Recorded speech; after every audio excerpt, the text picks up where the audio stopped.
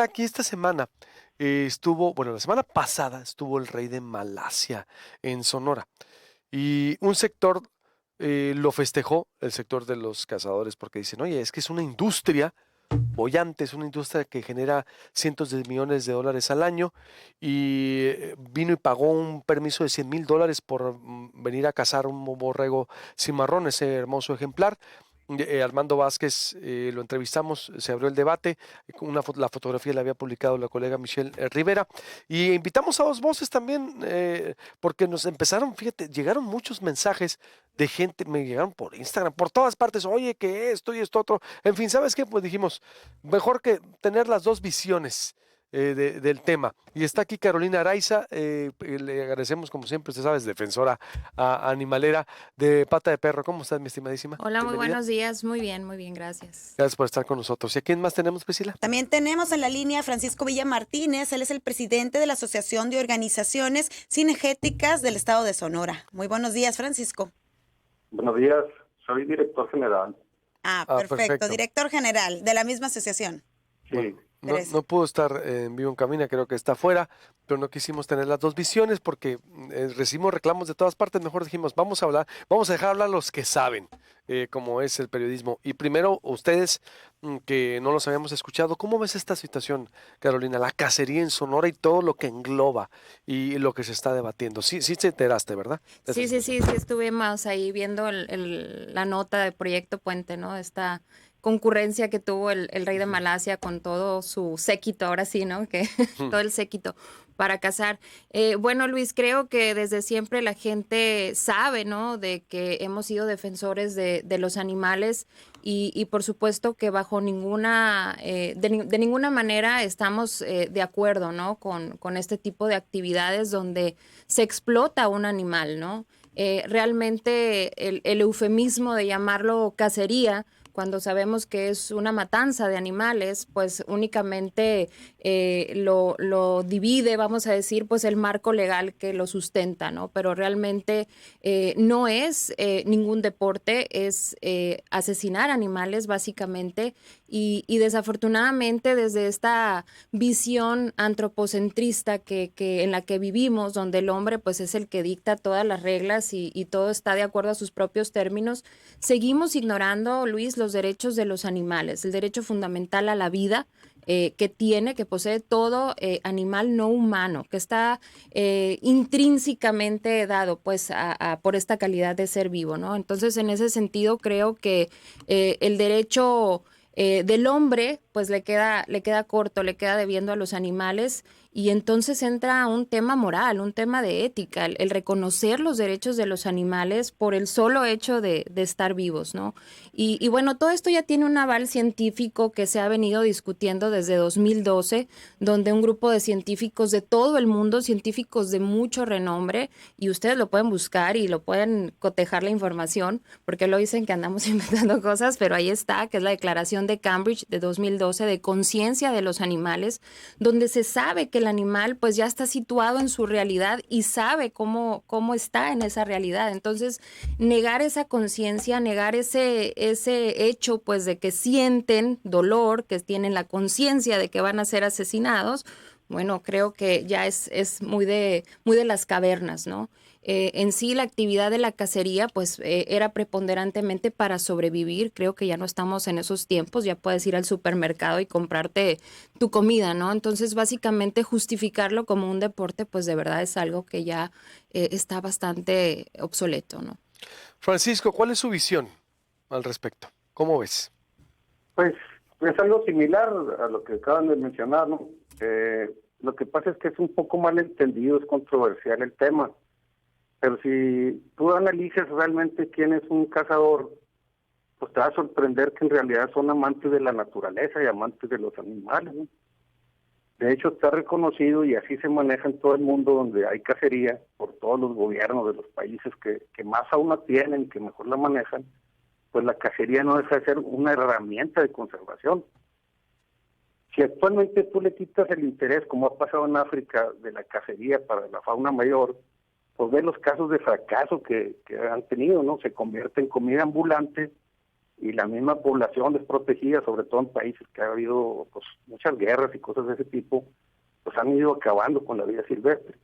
Los únicos países que mantienen poblaciones relativamente sanas ahorita en África, pues son las que han vuelto a ejercer la cacería regulada como una estrategia precisamente de conservación, cosa que pues resulta paradójico, pero es la realidad, ¿no? Toda la legislación que se está haciendo ahorita pues obedece a tendencias globales, como lo menciona, ¿no? Que son tendencias con una ideología animalista, y así se está constantemente emitiendo iniciativas de reforma a la ley para prohibir la caza. Pero si vemos lo que pasó con los circos, por ejemplo, prohibieron la exhibición de animales en los circos y la gente sí lo entendía, pues sí está bien, pero no prevén las alternativas de realmente cómo cuidar a los animales. Con esa estrategia lo único que hicieron fue condenar a muerte a todos los animales que había en los circos. Y por inanición, que es una de las formas pues, más violentas, me imagino, para acabar con esos animales. Si persisten estas iniciativas, pues lo mismo le va a pasar a otras especies. Por ejemplo, los toros de lidia, si ya no permiten las corridas de toros, pues es condenar a la extinción a esa especie, ¿no? No hay el interés de ganaderos de conservar una especie que está desarrollada con ese fin, pues se condena a la extinción. Entonces, ¿dónde quedan los animalistas que querían proteger a esa especie? Los gallos de pelea les va a pasar lo mismo. Prohíben el deporte ese, o afición, o como le llaman, cultura. Pues no sirven para producir huevos, no sirven para producir carne, se va a extinguir ese tipo de razas también, ¿no? Entonces hay que considerar primero que para tener iniciativas que vayan a acabar con algo, pues se requiere el conocimiento, no solo la buena voluntad. Esa es mi opinión. ¿Cómo ves, Caro? Fíjate que actualmente, Luis, está en el Congreso de la Unión una iniciativa de Ley General de Bienestar Animal donde se habla de una transformación de los zoológicos en centros de rehabilitación de animales. Obviamente esto conlleva no solamente pues el cambio a la legislación, sino el recurso necesario para aplicarla, ¿no? Y sobre todo la voluntad política de querer hacerlo. Como bien comenta, pues la iniciativa de Circos Sin Animales se aplaudió y se aplaude, ¿no? Desafortunadamente el gobierno pues sabemos que no es desinterés en estos casos, ¿no? Porque al parecer, pues en los casos donde hay mucha derrama económica, pues sí hay bastante interés de conservar estas especies, ¿no? De salvarlos, de reubicarlos en algunos santuarios. Se habla mucho de la conservación en estas UMAS, sin embargo, estamos hablando que en México, Luis, hay alrededor de 500 especies en peligro de extinción. O sea, ¿por qué únicamente las especies que dejan pues tanta derrama económica son las que se están conservando? ¿Dónde están las demás 499 especies, digamos, porque hay más de 500, que se necesitan conservar? ¿Dónde están esas 900 especies que están amenazadas actualmente? ¿Por qué no se están conservando? ¿Por qué únicamente lo que sirve a sus intereses económicos, ¿no? Entonces, retomo, aquí estamos hablando de que se siguen negando los derechos de los animales y solamente se reconocen, y lo tengo que reconocer yo también. Hemos luchado mucho por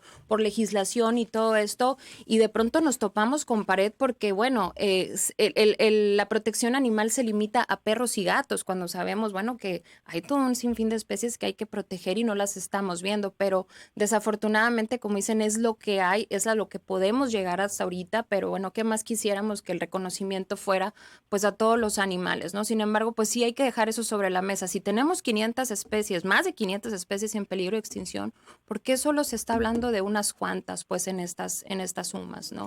¿Y el borrego está en peligro de extinción o ya se salvó? Pues tengo entendido que Sí, sigue, ¿no? Ajá, pues no, la verdad lo desconozco, Luis, pero volvemos, si es una sola especie, sí.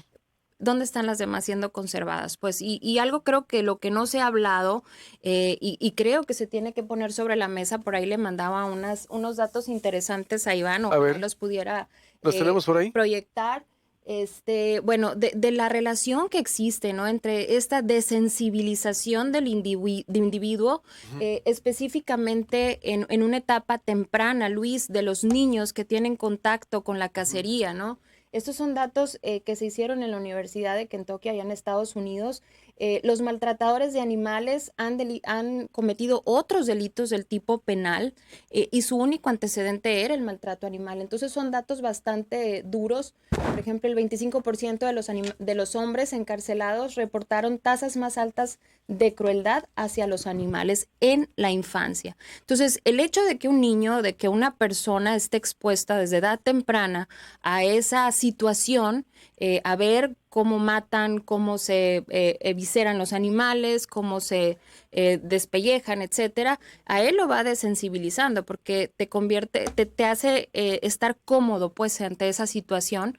Y por ahí está el caso de estos niños que también los pueden buscar ahí en internet. Michael Johnson y Andrew Golden. Es 1998, me parece, papás cazadores, abuelos cazadores. Por ahí del 98 fueron pues los autores de un tiroteo en una escuela que dio como resultado la muerte de 5 personas, todas mujeres.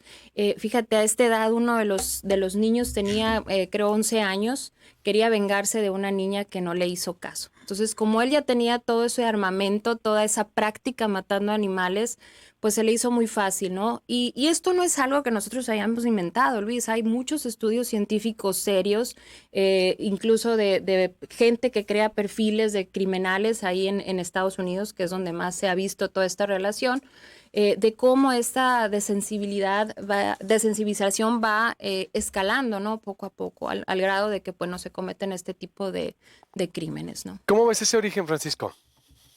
Mira, dos cosas de acuerdo a lo que he comentado, ¿no? Si analizas tú a fondo lo que es la ley de vida silvestre y cómo se ejerce lo que son las unidades de manejo, pues existe el efecto sombrilla. Para aclarar el punto, pues el borrego cimarrón está catalogado como especie bajo protección especial. Cuando tú manejas las poblaciones de borrego cimarrón, pues el compromiso no es manejar esa especie en particular, sino el hábitat completo donde se habita, ¿no? Y ahí se benefician por las tortugas, los zorros, las ardillas, las víboras, la misma vegetación, etcétera. Es un efecto sombrilla. No se puede hacer un manejo específico por cada especie porque no es la especie de interés, pero lleva ese compromiso, la conservación de su hábitat. Por eso es que te digo que es una herramienta de conservación y que se requiere conocimiento realmente del tema para poder acceder a hacer unas iniciativas pues, viables, ¿no? Por eso se atoran tanto, porque no consideran pues el esquema completo y sobre todo con un conocimiento científico. El segundo punto que toca la señorita es sobre la violencia. No sé si recuerdas, hay una iniciativa del senador Noé Castañón que precisamente bajo ese fundamento del maltrato animal, industria de la agresión entre humanos, metió una iniciativa donde prohíbe la cacería, modificando la ley de vida silvestre. Aún se encuentra en comisiones ese proyecto. Este senador anticacería, pues no lo dejaba ni siquiera tomar posesión a su cargo como senador. Lo detuvieron en el aeropuerto de Monterrey por violencia doméstica, acusado por su esposa, sin ser cazador. O sea, no hay ninguna relación del uso de las armas con la violencia. Igual yo también tengo aquí los datos de los países que más armas tienen en su sociedad y son curiosamente donde menos violencia hay. Es decir, no influye entonces, es lo que me quieres decir. Para nada. De acuerdo a tu Imagina, visión. las Fuerzas Armadas son las personas que más armas tienen en todos los países. Si fuera relacionado, pues estarían matando entre ellos todo el tiempo, ¿no? No existe tal relación. A ver, voy a hacer un corte y para concluir, volvemos, ¿sí? ¿Me permites, Francisco? Y estamos con Carolina Araiza, Francisco Villa, analizando las ventajas y desventajas de la cacería en general. Volvemos con esto, lo que está pasando en las albercas del CUM y mucho más. Bien, estamos platicando hoy con dos visiones contrastantes sobre el tema de cacería, Francisco Villa y Carolina Araiza, Priscila, respecto. Y nos quedábamos en el tema de cómo Francisco dice, ahí de alguna manera, no porque el ejército traiga armas, quiere decir que matan, digo, interpretárnoslo así, pues en el segmento de cómo veníamos. Carolina, para ir cerrando, es un tema muy amplio, me comprometo a hacerlo más, todavía darle más espacio, pero que no queríamos dejar que pasara desapercibido. Carolina, ¿cómo ves esta situación para cerrar? Bueno, creo que me quedo con lo primero en que necesitamos reconocer estos derechos de los animales primeramente para después tratar de regular un poco más, pues, cómo queremos convivir con ellos, ¿no? A final del día son tan habitantes como nosotros de este planeta y bueno, creo que hay que ver y decir las cosas como son, ¿no? El hecho, por ejemplo, de que en países de Oriente o en Asia se casen con niñas menores de edad legalmente, está mal y creo que lo mismo sucede en estos casos, ¿no? Casar y justificarlo de esa manera que como un deporte, bueno, está mal, estás acabando con la vida de un ser vivo a final de cuentas y por más regulado que esté, bueno, pues no es lo ético ni lo adecuado, ¿no? Francisco, para cerrar.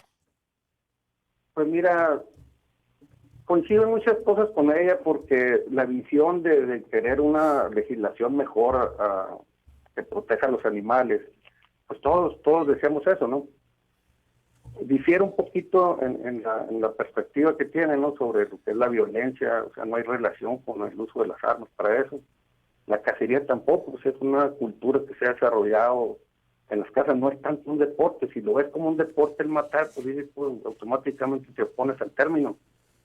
Pero no se trata de eso, ¿no? Es una convivencia familiar, de vivir cercano a la vida silvestre, etcétera. Si supieras tú el porcentaje de éxito que hay en las cacerías, de cada 10 veces que vas a convivir con tus hijos a una cacería de venado, es muy difícil que logres un trofeo, ¿no? Y no más porque no haya, sino porque pues, no encuentras el animal idóneo, lo que tú quieres conseguir, etcétera. Pero la experiencia de vivir ese tipo de actividades es por lo que hay tanta afición en el mundo, ¿no? Si fuera nomás matar, pues como dice la señorita, o sea, vas a la carnicería y compras eso, ¿no? Una afición que es muy selecta, ¿no? Esa afición con el recurso, yo creo, económico, ¿no? Porque creo que el que caza a lo mejor, desafortunadamente la caza furtiva también existe, pero el que caza por necesidad es otro, ¿no? No es precisamente Sí, que tenemos más efectivamente, recursos, ¿no? si le Y quitas el bueno, interés, si le quitas el interés de la cacería, pues los productores pues ya no van a tener manera de lograr ingresos y el aliciente de conservación del hábitat y de las especies, pues, se lo vas a quitar. Entonces, ¿qué va a pasar? Pues van a volver a aparecer la venta de machaca de venado en todos los pueblos de aquí de la sierra y del desierto, ¿no? ¿Por qué? Porque se convierte en carne ambulante que no le interesa a nadie. pero bueno, ahí sí hay un verdadero interés de todos ustedes, creo que no tiene por qué suceder, ¿no? Así. O sea, no tiene que haber, yo creo, un interés si no hay alguna, ¿cómo se dice? Un ganar económico, pues. Entonces, Por eso, mira, si su si interés no, es más allá de lo económico, pues hay que hacerlo sin cobrar, sin ganar, sin explotarlo, sin llamarles trofeos. Al final de cuentas no estamos hablando de objetos, ¿no? Ni de propiedad, estamos hablando de animales conscientes, sintientes, ¿no? se oye bien, pero en la práctica es diferente. Mira, muchos años aquí el borrego cimarrón en Sonora estuvo prohibida su cacería, pero no porque se prohíban, pues dejan de aprovechar sus animales. ¿Por qué? Porque la gente pues, se los comía. Todos los vaqueros y los habitantes de las zonas rurales, pues era parte de llenar su alacena con esos productos, ¿no? A raíz de que se abrió ya legalmente la caza, pues se hizo un esfuerzo inmenso por protegerlos y criarlos y repoblar áreas, etcétera. Entonces, si dices tú, oye, pues si estamos viendo un ejemplo de éxito, gracias a la cacería, ¿por qué renegar a esa alternativa? Es una idónea alternativa de conservación de los recursos. Bien, esa es la postura entonces. Cerramos. ¿Algo más que agregar, Carolina? Bueno, los invito también a informarse sobre esto que comentaba, todas las investigaciones científicas avaladas por expertos de todo el mundo, de universidades reconocidas de todo el mundo, no solamente acerca de la violencia, ¿no? Que se gestiona, se genera por el hecho de la aportación de armas, etcétera, sino este tema que hablo de la conciencia y los derechos de los animales que están pues ahí intrínsecamente por el solo hecho de ser seres vivos, ¿no? Y como lo digo, hay que reconocerlos y hay que dejar de hablar de los animales como objetos, como propiedad. Realmente, pues, estamos hablando de seres con conciencia que tienen la misma necesidad de estar vivos y los mismos intereses de los humanos, básicamente. Bien, ¿algo más, Francisco, para cerrar? No, pues es todo. Me gustaría que las personas pues, se enterasen más, o sea, tu público, que se enterase más, que investigaran lo que son los casos de éxito de conservación, no nomás aquí en Sonora, en todo México y a nivel internacional. Si ves hace 100 años cómo estaban las poblaciones y cómo están ahorita, en todas y cada una de las especies han ido creciendo y mejorando sus poblaciones gracias a la cacería. Canadá y los Estados Unidos rescataron todo lo que era aves acuáticas que se habían deteriorado la población gracias a los cazadores, que vieron que la modificación del hábitat por la agricultura era lo que estaba cayendo esas poblaciones. Entonces se requiere un poquito de conocimiento para tener mejor balance en las opiniones, ¿no? Una pregunta nada más. ¿Qué sucede con los animales que quedan heridos y no son alcanzados por los cazadores? Pues no, o sea, tú... Siendo, pues ahí sufriendo básicamente. Eso no existe, o sea, si tú vas y eres un venado, pues llevas personas y al momento que tú disparas ya se ejerció la cacería. Si no lo encuentras en el momento, lo van a seguir buscando hasta que lo encuentren. No se deja herido un animal. Bien, ahí está entonces. Cerramos el tema y se queda abierto, por supuesto, el espacio, Carolina y Francisco, para seguir. Yo creo que sí se debe debatir profundamente y exponer las ventajas y desventajas, y porque el tema da para mucho. Gracias, Carolina, como siempre. Muchas gracias, muchas gracias. Gracias, Francisco. De nada, buen día. Vamos con más información.